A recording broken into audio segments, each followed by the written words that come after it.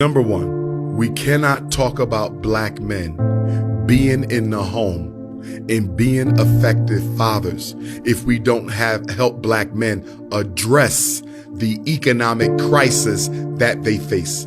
The reason South Africa's jails are filled with black men, America's jails are filled with black men, Jamaica's jails, Haiti's jails, Brazil's jails are filled with black men, is because they have to break the law in order to take care of their family.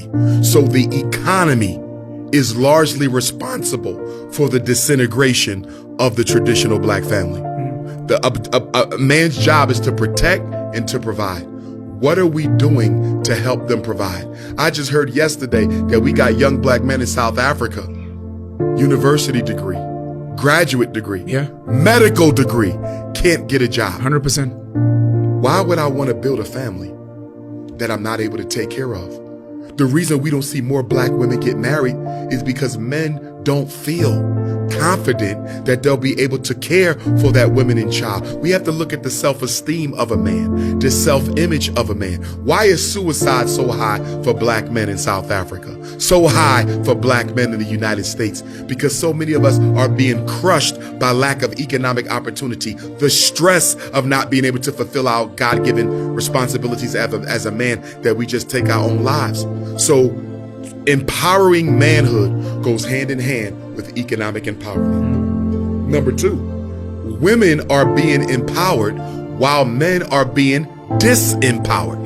Feminism is coming in to convince black women that the reason you make more money than your counterpart is because he's a lazy, shiftless, worthless Negro. They're not telling our black women that South African society deliberately empowers the woman and deliberately disempowers the man. By the way, they do it all over the African world. Why?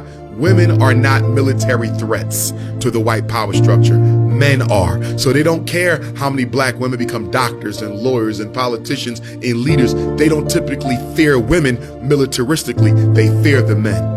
That's why they cater to the woman, hoping she ignores our condition. What we need is black men to stand by black women and black women to stand by black men. Because even though the black woman might make more money, even though the black woman may have more income or a better education, she still suffers as much as we do. And I think sometimes black men overlook the unique challenges of black women because their education and income is blinding us from the fact she's the most likely to be sexually assaulted. She still has to deal with racism on the job, sexual abuse from her white employer. Black women struggle as much as we do. So it's not about the oppression Olympics, who suffers more, who's more responsible for whose demise. Black men and black women need to stand together and fight as a unit, not individuals. When it comes to the issue of fertility, I can flat out tell you the biggest reasons for infertility issues on the African continent, child mortality on the African continent, is Planned Parenthood International. US, UK, French authorities who come into Africa, invade the medical system, invade the family planning system, and they pollute our women with birth control pills that cause cancer and infertility. They give them vaccinations that cause cancer and infertility. They pay black women to get hysterectomies. You got people like Bill Gates, the United Nations, the Rockefeller Foundation that come into Africa and fund family planning programs that deliberately seek to reduce the population of African people. That's one of the biggest reasons for LGBTQ. That's one of the biggest reasons for LGBTQ. And I'm not against no homosexual or no lesbian. I love all African people, but I reserve the right to disagree with any lifestyle that threatens the survival of the traditional African family. LGBTQ is the new birth control pill.